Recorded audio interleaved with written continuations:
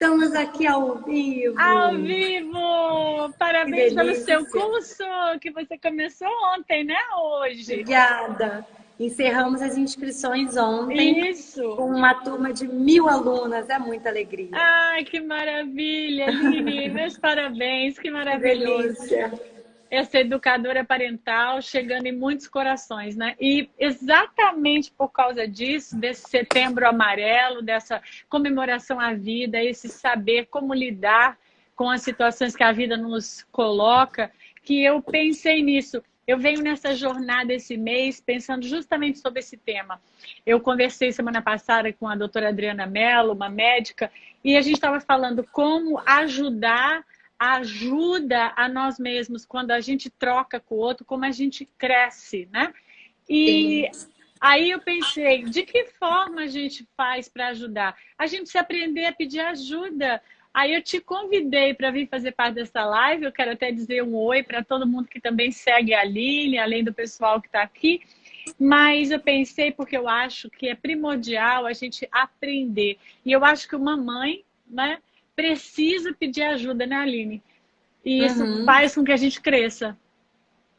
A gente hoje, materna, né, e paterna, numa geração muito diferente das anteriores. Antes, talvez a gente tivesse na geração, até da minha mãe já não era mais a mesma coisa, mas a minha avó, minha bisavó, se você for 2, 3 gerações para trás, a maternidade ela era muito compartilhada pelas mulheres da família, né? Aí você vivia próximo, você tinha uma rede de apoio, você tinha uma aldeia.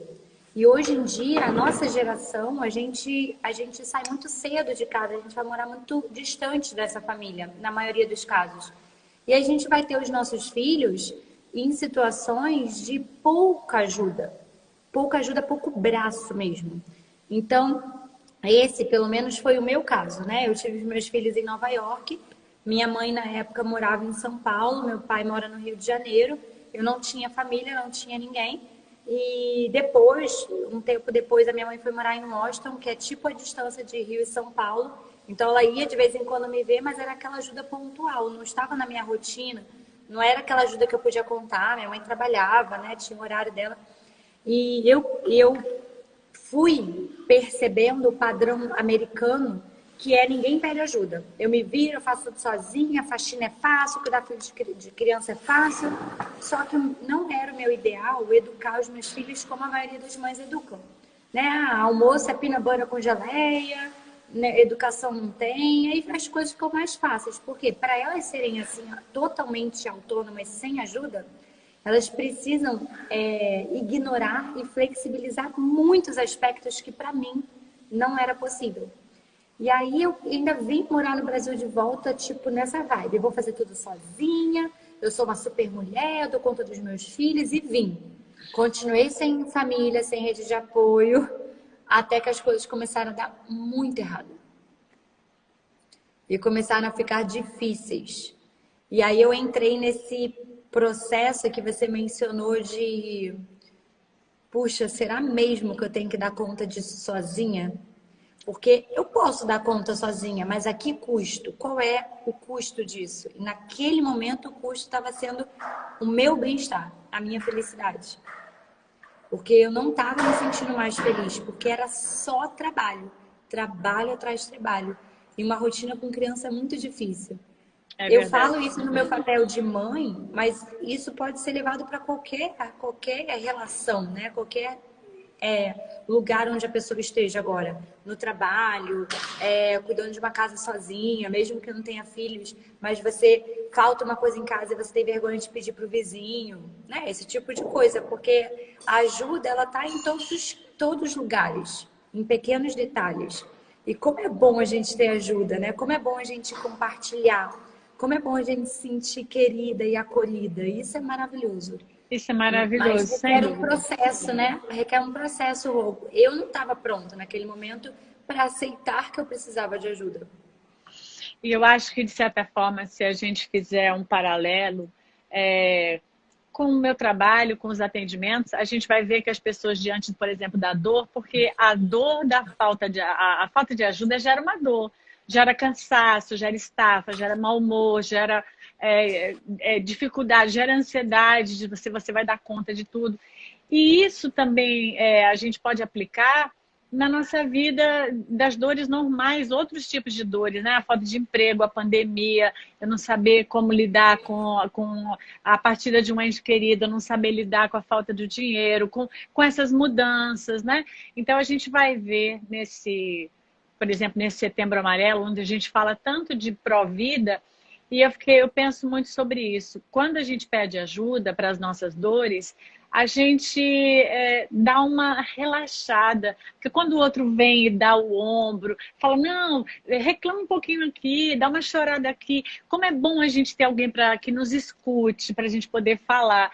Então, eu acho que a maternidade, quando ela é olhada com esses olhos que a gente pode pedir ajuda, não só em ter uma ajuda, por exemplo, para as coisas funcionais, mas ajuda ao esposo para fazer uma parceria gostosa, né? Essa ajuda familiar, que por sinal, quase que essa live é ao vivo, hein? Porque nós mudamos a data, estamos chegando aí. Para quem não sabe, a Rô é mulher do meu sogro, é tipo minha segunda mãe, sogra emprestada, o nome que vocês quiserem. Eu sou mãe de coração, sou sogra emprestada, eu sou segunda mãe, eu vou... Tá na família, tá na família. Aonde aparecer um espaço, eu ocupo. Então não é coincidência os nossos sobrenomes serem os mesmos. Estamos na mesma família. E a Rô tá vindo pra cá, vai morar aqui com a gente um mês, né, Rô? Vai ser maravilhoso, vai ser maravilhoso. Então, e a gente vai fazer o quê? De certa forma, conviver gostoso com os netos, mas também prestar uma ajuda. É uma troca, né? Onde a gente se ajuda, a gente se conversa. Então, eu acho que esse sistema de inter-relação, ele ajuda muito o ser humano a viver uma vida mais equilibrada. Falta um pouco isso quando a gente se coloca num lugar solitário, quando a gente não divide com o outro aquilo que a gente passa. Aquilo que a gente passa no casamento, aquilo que a gente passa com uma dúvida com o filho.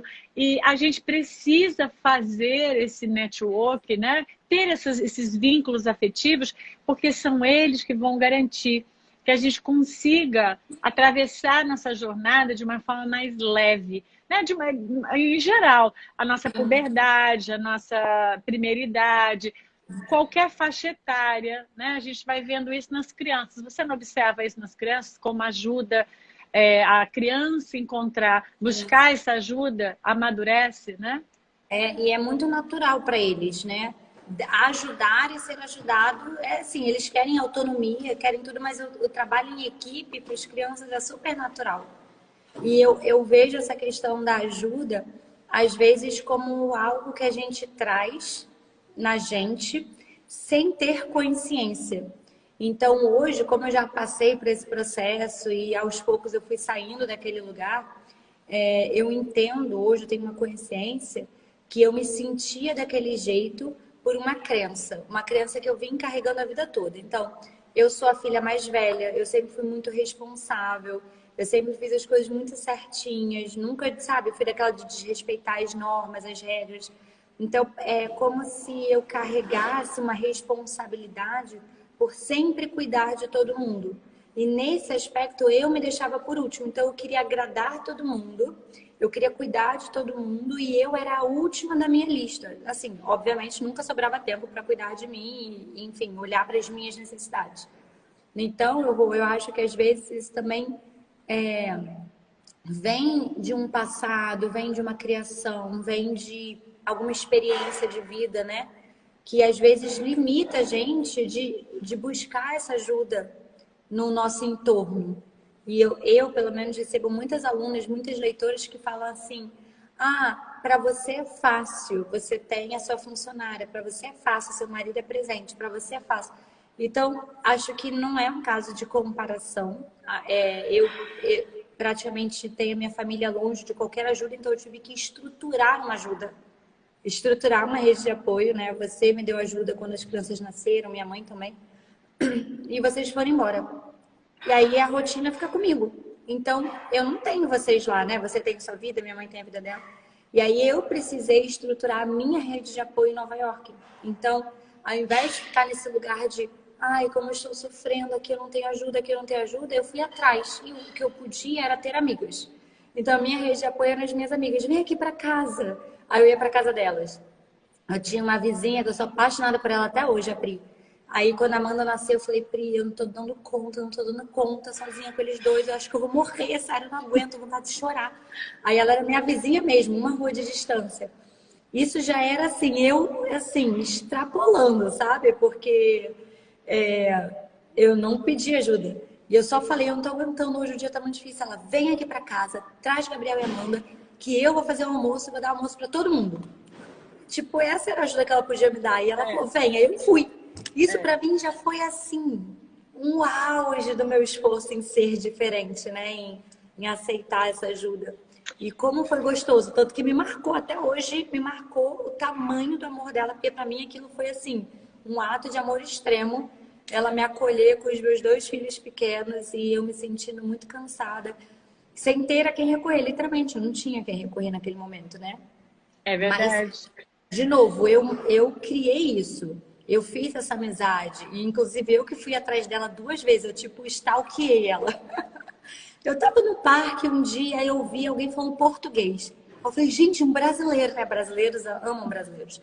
Aí eu, oi, tudo bem? Eu vi que você fala português. Eu também sou brasileira. Você mora no bairro? Tipo, a carente. Aí ela, aham, moro. Foi embora. Não me deu bola. Aí depois eu encontrei ela na livraria, eu falei, oi de novo, você tá falando português de novo, eu também moro no seu bairro. Aí ela se interessou por mim, a gente trocou o WhatsApp e a gente ficou amiga. Então tem esse esforço, né? Não é só você ficar em casa e, eu não tenho ninguém para me ajudar. A gente precisa sair, a gente precisa buscar como que vai ser essa rede. É verdade, Aline. Eu acho que existe sempre uma pergunta, né? Por que as pessoas têm dificuldade? Você trouxe até um aspecto, que é esse aspecto cultural, das pessoas querem dar em conta, elas serem, de repente, um filho mais velho, né? Mas o que será que você acha, dentro da sua experiência, que impede a pessoa de se colocar nesse lugar de fragilidade? Porque pedir ajuda é a mesma coisa de você dizer assim, olha, eu estou frágil, eu estou precisando, né? O que você acha que impede as pessoas, às vezes, ou não todas, óbvio, né? Mas muitas pessoas que não querem incomodar, tem até algumas frases prontas, né? De pedir ajuda. Que as... Sim. Ó, a Aline até falou julgamento. Eu acho que esse julgamento está atrelado a outra questão mais profunda. Nós, as últimas gerações, pelo menos, estão sendo criadas e educadas em ambientes extremamente autoritários, onde o sentir não é aceito. Então engole esse choro, isso não tá certo, essa raivinha aqui não vai funcionar. Então a infância inteira, os adultos abafam os sentimentos da criança. Isso não tá certo, você não pode ter raiva, você não pode ter ciúme, cala a boca, quem manda que sou eu. Então as crianças que criam esses paradigmas, as suas personalidades, as suas crenças limitantes na infância, no momento em que elas mais precisavam compreender a si mesmas, elas são impelidas a engolir tudo, e esconder o que sentem. Porque o ambiente autoritário não é seguro. Ninguém quer ver uma criança chorando. Ninguém quer ver a minha dor. A minha dor causa vergonha aos outros. A minha fraqueza é errada. Porque meus pais me ensinaram assim. Equivocadamente. Ninguém quer fazer mal ao seu filho, eu sei. Mas equivocadamente, acreditando que estamos fortalecendo esse ser humano, nós estamos destruindo a sua autoestima, destruindo a sua visão sobre si mesmos. Porque na medida que eu não posso entrar em contato com os meus sentimentos, acolher e direcioná-los para uma ação positiva e respeitosa, eu não tenho essa possibilidade, eu simplesmente sou obrigada a engolir isso e fingir que não existe. Como a gente pode exigir que esses adultos coloquem para fora tudo que sentem, que se mostrem vulneráveis de uma maneira muito natural? Vulnerabilidade não é aceita na nossa sociedade. Mas eu acredito que hoje está nas nossas mãos mudar isso. Então, eu cresci assim, eu não cresci assim tendo que esconder, mas por algum motivo, talvez a minha posição de filha mais velha, dessa questão de ter que ser responsável e dar conta de tudo e ser o exemplo dos meus irmãos, talvez isso tenha acabado ficando em algum lugar meu que gerou esse tipo de comportamento. Mas você bem sabe, porque você atende um monte de gente, que a gente tem total capacidade de mudar isso, né? De reprogramar nosso cérebro. de reprogramar as nossas ações, de mudar, de aprender e ser diferente. Então, sem dúvida. é um exercício, né? É um exercício. A Lelux até está dizendo aí, ó, temos que ser fortes sempre. Então, a gente acaba crescendo em alguns paradigmas, né? Olá, Eduardo Alves, como vai você? Que bom. A gente Oi, acaba... Edu. Ah lá, a gente acaba crescendo... Tem Edu, tem Marisa, a família tá toda aqui. Eu tô vendo, tô adorando. Adoro. Os de rosa aqui fazendo parte. Isso. A gente acaba percebendo que eu acho que há uma visão equivocada do que representa ser forte. Tá atrás do ser forte, aquilo que você disse, talvez o não chorar, você tem que aguentar, você tem que suportar. E eu penso que atrás do ser forte, você tem que ser muito forte para pedir ajuda, você tem que ser muito forte para admitir que você está frágil. Né? Esse forte, a gente precisa ampliar a consciência do que representa ser forte. E aí sim, quando a gente amplia a consciência, a gente vai ver que tem espaço para a gente ser a gente. Porque se a gente ficar representando dentro de um papel que a sociedade espera de nós, nós perdemos a possibilidade de ter identidade, de expressar aquilo que somos, né? E aí vamos vivendo uma aparência que não é só para os outros, não, uma aparência que nós criamos para nós próprios, né? E muitas vezes nos surpreendemos profundamente quando a gente de repente entra numa crise, ou vive uma depressão, ou passa por um transtorno, ou tem uma síndrome do pânico. Aí a gente fica, como? Imagina, eu... Por quê? Porque as fragilidades, elas não são expostas. Então, eu gosto muito dessa ideia de pedir ajuda no sentido de, não porque eu sou fraco, mas porque eu sou humano. Eu acho que nós estamos numa era que a gente precisa aceitar validar a nossa humanidade. E dentro da humanidade inclui também a gente precisar de ajuda, né? Então, eu acho que isso é fundamental. Você sabe que eu tenho me preocupado muito, eu sempre me preocupei, mas muito também recentemente, de mostrar as minhas vulnerabilidades para todo mundo, porque eu não quero que ninguém que me acompanhe, nenhuma aluna minha, olhe para mim como um exemplo da mãe perfeita, da paciência extrema, né? O Buda encarnado na Terra. Não sou isso.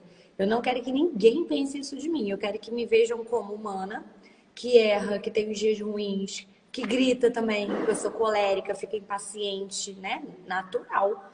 Mas esses meus rompantes e os meus desequilíbrios são cada vez menores, porque eu estou em constante aprimoramento. Eu não desisto de ser um pouquinho melhor. Não me importa o que a sociedade pensa, não importa o que ninguém pensa. E aí falam, você está se expondo, você está expondo sua família, não tá nem aí para o que os outros pensam. Eu faço, faz sentido para mim. Enquanto eu puder fazer bem para uma pessoa, para duas, para três, eu vou continuar fazendo o que eu estou fazendo. Se dentro do meu coração isso faz sentido, se isso é leve, se isso vem de um lugar de amor, eu vou continuar fazendo. Então, eu sempre falo para as minhas alunas se colocar numa bolha. Porque se você procurar olhares julgadores, você vai achar. Você vai achar olhar julgador em qualquer lugar. Dentro de casa, na rua, no seu mercado, no caixa, no aeroporto. Qualquer lugar você vai ter olhar. Então, a gente precisa fortalecer essa sensação de que estamos no caminho certo. E essa vulnerabilidade e para a gente seguir em frente. Então, eu continuo mostrando as minhas falhas, os meus dias ruins. Eu não me importo de fazer isso. Eu acho que isso ajuda muita gente a se conectar com elas mesmas. É porque elas pensam, né? A Aline tá lá, naquele lugar de perfeição. Aí elas falam, nossa, a Aline não tem nada de perfeito, olha ela. Tá o pó da rabiola, tá exausta, tava querendo fugir hoje. Então, eu também posso estar cansada, eu também posso ter um dia difícil. Quando você se abre e mostra essa vulnerabilidade, no nosso lugar de quem tem uma visibilidade, né? É como se a gente validasse a vulnerabilidade de todo mundo. Exatamente. Essa é a sensação que eu tenho. Então, eu me mostro assim, e às vezes eu tenho até vergonha do que eu falo.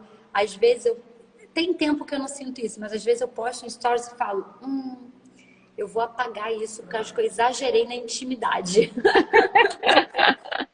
Eu não apago, e é maravilhoso. Ainda bem que eu não apaguei.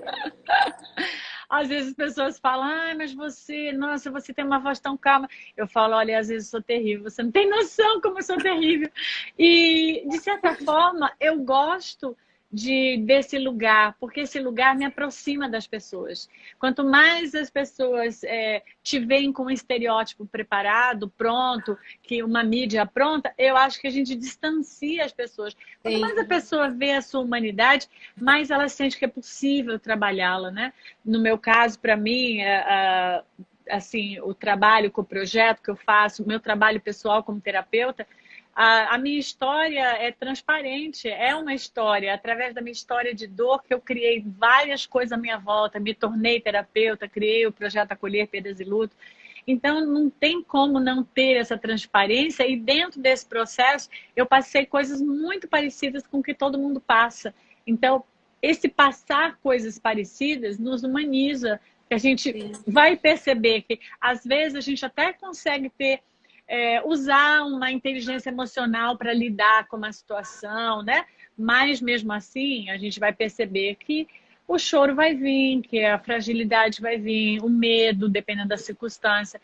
E o aprimoramento, que eu acho que é interessante, como você disse, né? Você disse, olha, eu ainda faço muitas coisas, sou colérica, mas eu percebo que há uma diminuição. Eu também penso a mesma coisa. Eu percebo que a maturidade das experiências vão nos dando esse lugar onde a gente, eu nem vou dizer mais controle, mas você consegue lidar melhor com a situação, né? Porque controle é um autodomínio, né? É um autodomínio, né? E você tem confiança vai tendo confiança na sua capacidade de transformação. Porque você vai transformando. Então você fala, opa, peraí, mas era diferente no ano passado, né? Era diferente no outro. Então eu diria, esses recursos que para mim eu chamo de pedir ajuda, né? A terapia é uma pedir ajuda, né? Os recursos de você estudar, de você ler, é um pedir ajuda, né? Você assistir uma live como a gente está fazendo agora, não deixa de ser um pedir ajuda. Pedir ajuda é estar aberto para que o novo entre, para você gerar uma possibilidade para esse novo acontecer, né? E isso eu acho que faz com que a gente saia de um lugar e vá para um lugar muito mais equilibrado. E a gente vai percebendo, o equilíbrio vai mudando completamente a nossa vida, vai transformando, né, as reclamações em entendimento, em aceitação, em resiliência. Então, eu acho que a gente vai se humanizando. Sim. A Ivani se perguntou qual é o tema. A gente está falando sobre pedir ajuda, a dificuldade que muitas pessoas têm em pedir ajuda. E como isso é um aspecto interno meu muito forte, a gente traz para a consciência e a gente, ao mesmo tempo, vai desenvolvendo mecanismos para superar e ressignificar algumas crenças. Beleza. Mas eu sinto, não sei se eu estou errada, pelo menos é como eu sinto, que é como se a gente fosse tipo Alcoólicos Anônimos. Opa, mais um dia que eu consegui. Porque você sempre meio que tem que estar de olho naquele aspecto seu que, se você deixar solto, você acaba caindo de volta no velho e antigo padrão. Então, a minha sensação é que eu sempre tenho que tomar cuidado. Então, uma coisa que ano passado eu decidi para minha vida, eu estava trabalhando muito e muita coisa a fazer com as crianças, a rotina muito puxada, eu me afastei das minhas amigas. Assim, sempre continuei falando, mas não estava assim tão próxima, sabendo todos os detalhes. Aí em 2019 eu decidi que eu vou ficar super próxima das minhas amigas e que sempre os meus relacionamentos humanos serão prioridades. Então, o que isso quer dizer? Se eu tiver que trabalhar e uma amiga me chamar para almoçar, como eu tenho essa flexibilidade, eu penso, esse trabalho é urgente? Não, eu posso fazer à noite. Então, eu vou fazer à noite, eu vou sair para almoçar com a minha amiga. Porque essa relação, para mim, é uma forma de pedir ajuda, é uma forma de encher o meu potinho do amor. Porque eu gosto de estar perto das pessoas. E aí, paralelamente a isso, para as amigas que estão próximas, amigas que eu fiz agora em São Paulo, eu saio com elas sempre que possível. Inclusive, eu vou sair dessa live e vou encontrar uma amiga aqui na praia. A gente vai num barzinho, eu e ela. Chora, Brasil! Chora, Brasil! Então, eu já estou pronta. Eu vou levantar daqui e estarei lá. Vem cá, que manga comprida é essa? Que eu tô pensando que aí tá super calor. Não tô acreditando. Só tem que trazer casaco. De manhã e de noite está frio. Meu Deus, aonde que surgiu isso? E aí, como eu vou encontrar ela, a gente quer ir num barzinho na frente da praia, vai estar aquele friozinho. Aquele já tô pronta mesmo. Minha bolsa tá ali, eu já vou me pirulitar pro bar. E aí, uma coisa que eu tenho feito com as minhas amigas, eu defini que quando eu estiver passando por uma dificuldade, seja ela que eu sinta que é pequena ou que eu sinta que é grande, eu vou obrigatoriamente me abrir com duas amigas. Eu defini isso. Aí na hora eu sinto quem, sabe? Eu tenho algumas amigas próximas, aí dependendo do que for, eu me abro. E todo mundo passa dificuldades, todo mundo tem questionamentos internos, né? A gente tem relacionamento, são as crianças, é o marido, é a família próxima, que gera dúvidas, que gera, sabe, sentimentos que às vezes você precisa se desfazer. E eu sempre tive essa sensação de que eu resolvo sozinha os meus sentimentos. Eu vou pro banho, eu choro, eu medito, faço uma oração e acabou. Só que isso foi me fechando numa bolha. Aí o que eu percebi? Que eu me ressentia das pessoas não se preocuparem comigo. Elas vinham, se abriam, sempre todo mundo me procura para pedir ajuda e depois vai embora e ninguém tá nem aí para mim. Aí eu percebi que não são as pessoas que estão erradas. Eu é quem não me abria para receber ajuda. Na medida que eu nunca contava um problema, eu nunca mostrava fragilidade, eu estava sempre lá, forte, para ajudar. E aí, depois eu ficava ressentida que ninguém perguntou como eu tava. Como que a pessoa ia perguntar? Com que espaço ela ia fazer isso, né? Aí Muito eu bom. comecei, quer saber, Dani, eu vou mandar um áudio amiga. Hoje eu discuti com o marido, ele falou isso, eu falei isso. Aí eu conto mesmo, agora eu conto. Não porque necessariamente eu quero uma ajuda, só para ter com quem falar, sabe? Então eu comecei a olhar isso com um olhar sério. Eu não vou ficar guardando para mim, eu não sou baú, eu vou contar. Eu penso a mesma coisa. Ontem mesmo, ontem e hoje até, eu conversando com uma amiga, eu disse para ela, olha, agora nesse momento aqui eu preciso ser acolhida. Pronto, é isso. Então, esse momento eu preciso ser acolhida. E você identificar e perguntar se o outro tem disponibilidade, porque às vezes o outro pode não ter. Sim. Você pode me ajudar me acolhendo, ajudar a encontrar essa solução, ou a gente, né, alguma coisa que você está passando, que você precisa rearrumar e você escolhe alguém que de repente a pessoa tem lá as suas qualidades, suas possibilidades de fazer isso. Às vezes é só uma escuta. Eu acho isso excelente. Né? Nós, até eu chamo o choro de reparador, porque eu acredito que o choro, ele repara. Não só o choro de lágrimas, como esse choro contado. Quando você chega e conta, olha, amiga, eu sei que você não tem solução para a situação, meu desafio aqui, mas posso te contar, só para sair de mim, até porque quando eu me escuto, de repente a coisa, sabe, desanuvia aqui, eu me sinto mais leve. Então eu acho sim. E às vezes não é só questão do erro. Eu entendi o que você disse assim, eu não me sentia acolhida porque eu nunca demonstrava que eu precisava. É verdade, eu também já escutei isso. Eu fui uma vez num café da manhã, já era aqui da pandemia, então nós somos só em 3, num isolamento, cada uma sentou no canto da mesa. E aí, no meio da conversa, né, a gente de máscara, entramos, aquela coisa toda, no meio da conversa a gente falou não sei o que eu virei e falei, mas eu senti isso. Daí as duas falaram assim, você sentiu? A gente nunca pensou que você sentiu isso. Aí eu falei, é verdade. Aí elas falaram, você não contou. É verdade. Então, às vezes, a gente sente, mas a gente filtra. Né? Como eu estou acostumada muito a ouvir pessoas como terapeuta, você filtra muita coisa, né? Você filtra, você ouve, você filtra, você também. Você ouve as pessoas que você dá o... Você filtra. E às vezes aquilo faria uma grande diferença. Daí eu falei, é verdade, então peraí, eu vou contar agora. Aí começou a chover, foi perfeito, porque eu não podia ir embora, aí eu contei mesmo. Já que é assim, eu vou me abrir. É agora. Então isso eu acho que nos coloca num lugar onde é importante, porque isso gera intimidade. A pessoa sente que você confia nela. E quando só ela te pede ajuda, parece que você nunca...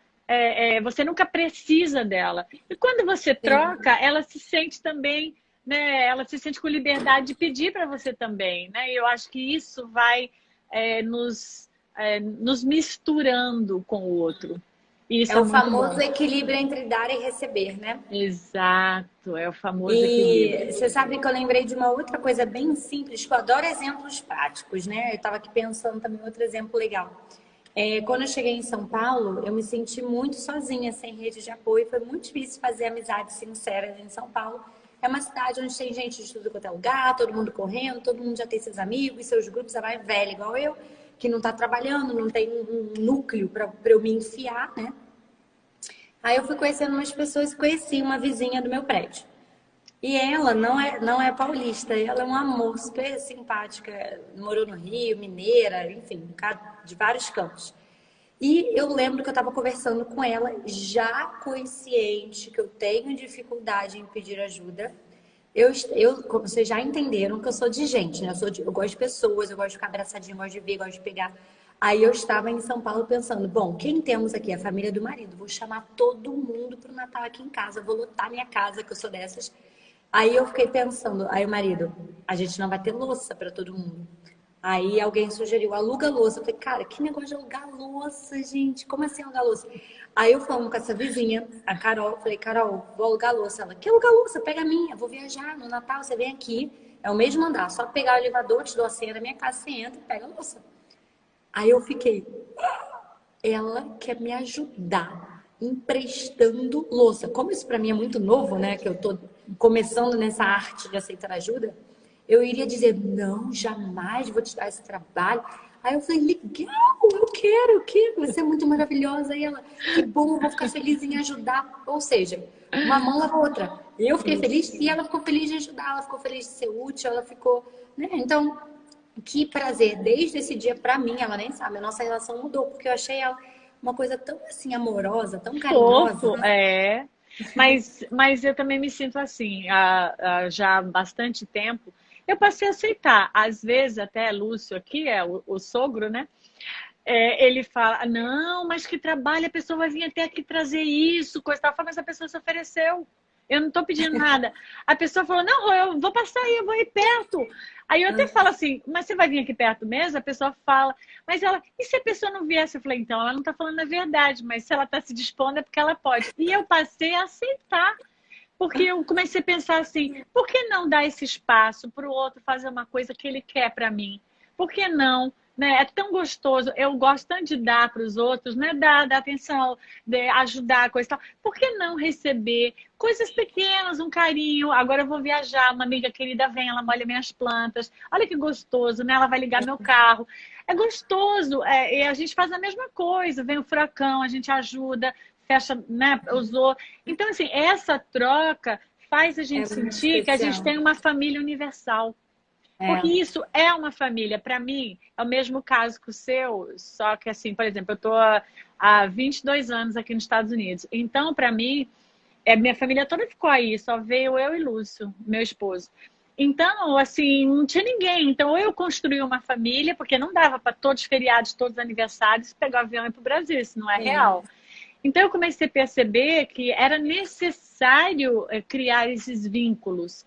E realmente, eu chamo isso de família universal, porque eles se transformaram na minha família universal, ela cresce, cresce. Hoje, então, com a internet nesse formato, para mim ficou melhor ainda, porque agora eu atravessei, né, os mares, porque é muito mais do que era aqui, mas eu fui entendendo isso logo no começo. Ou eu criava uma família universal aqui, ou seria muito desafiante eu conseguir ficar aqui na América. Logo eu ia deprimir, como um monte de gente fazia aqui.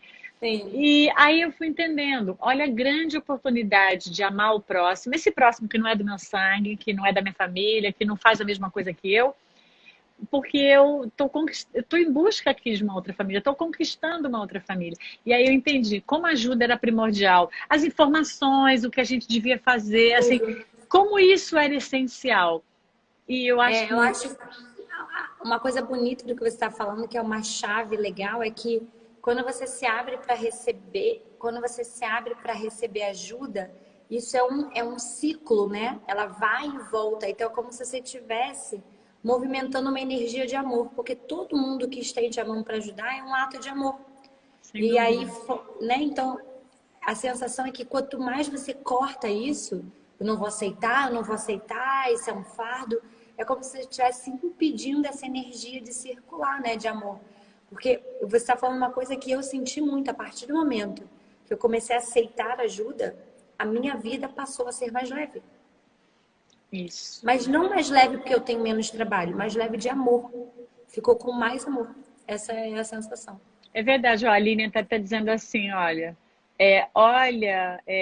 que a A barbinha, barbinha de molho, né? barbinha de molho. Penso que eu sempre penso que vai atrapalhar, que vai ser um peso. Muitas vezes a gente faz isso, né?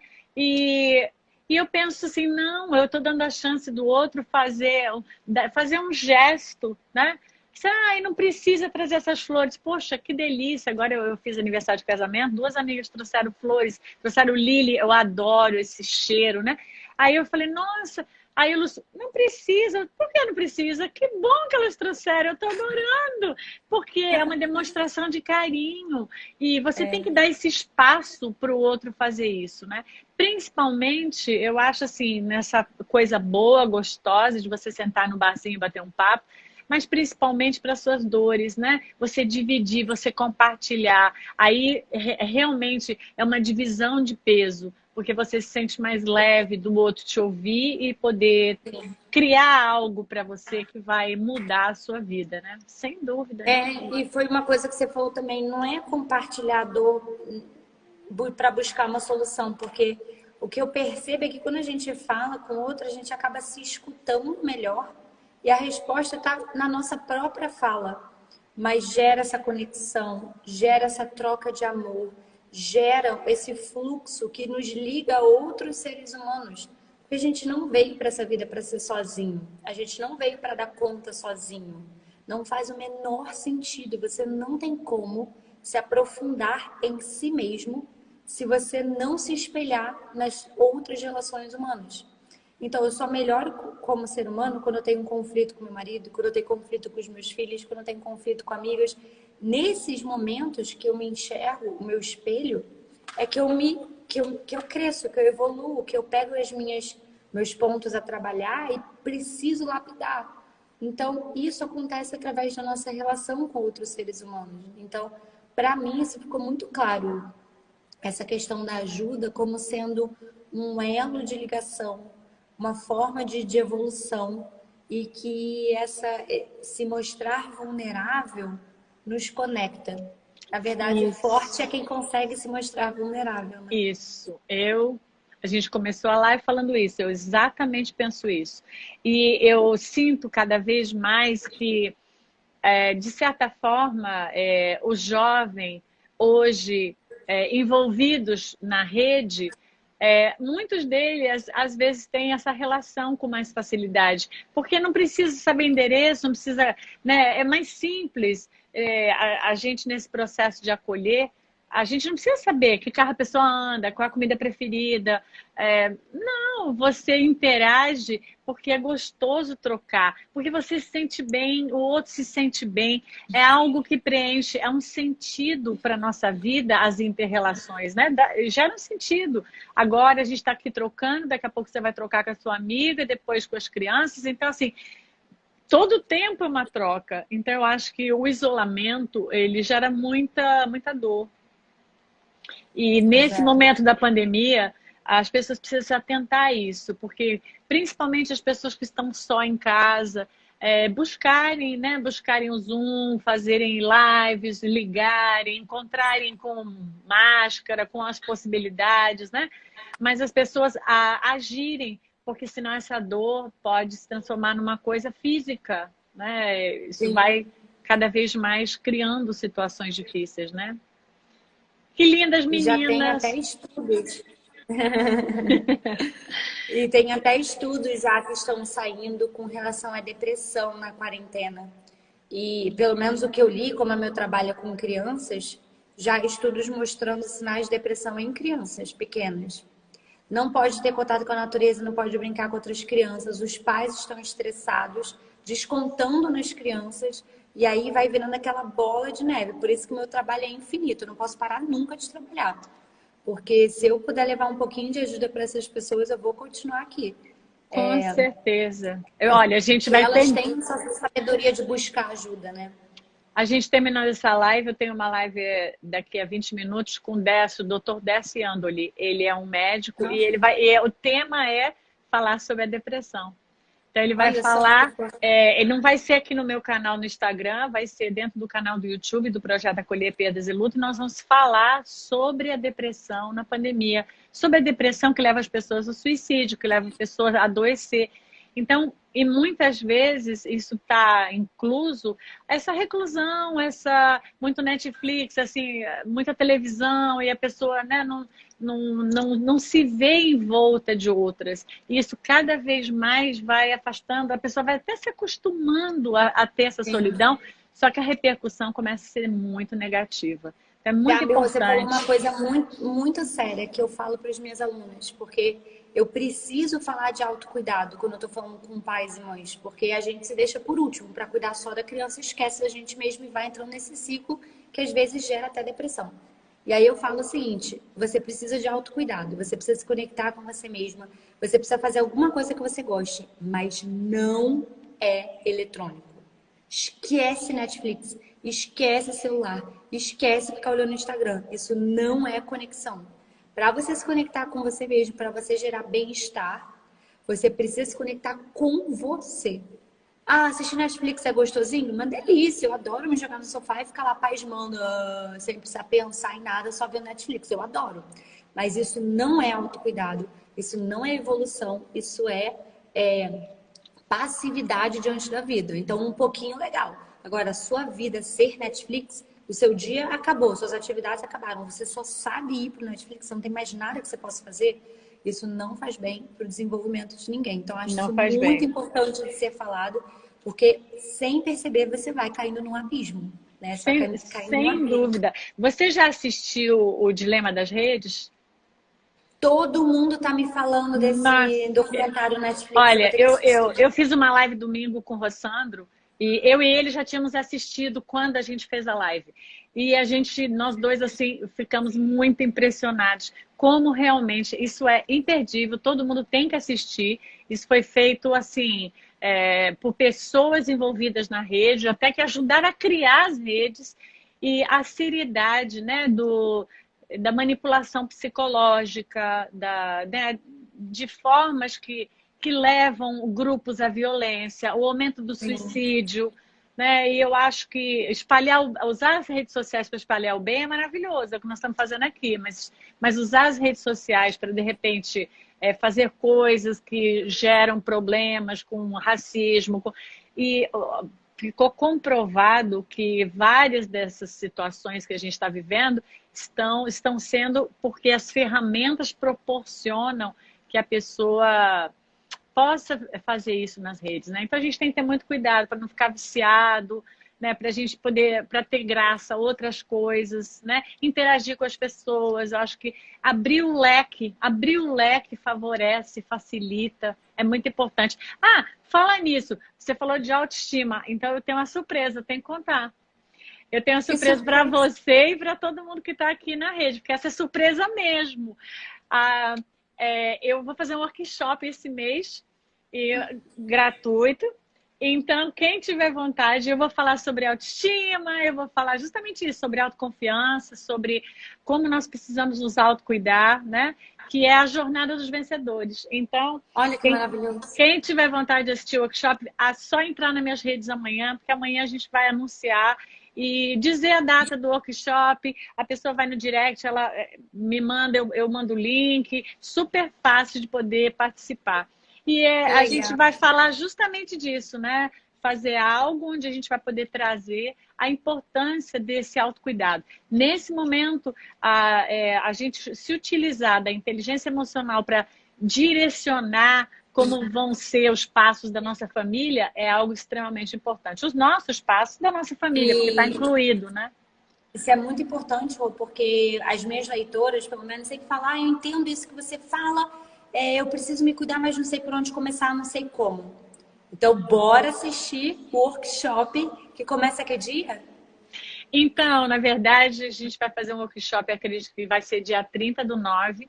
E enquanto isso, vocês vão recebendo na rede várias das coisas que a gente vai trazer aí para poder explicar melhor. Mas é surpresinha, então tem que ir amanhã nas redes para poder ver. Vai ser muito Que legal. legal, que legal. Fiquem conectadas aqui para saber tudo. Estou antenada E eu achei o acho que máximo. a gente não pode deixar de olhar sempre, né? A gente Não sempre tem pode. que olhar se a gente está se cuidando. Hoje mesmo, eu tô toda travada, toda. Minhas costas estão todas travadas. Acho que eu trabalhei muito, normal, né? A gente fica ali naquela dedicação. Aí aqui eu não tô conseguindo nem mexer o pescoço. Aí eu fiquei, preciso meditar. Quanto tempo faz que eu não medito? Mas 2 semanas. Como que eu deixei isso para trás? Então, é num piscar de olhos você deixa de se cuidar, você deixa de se olhar.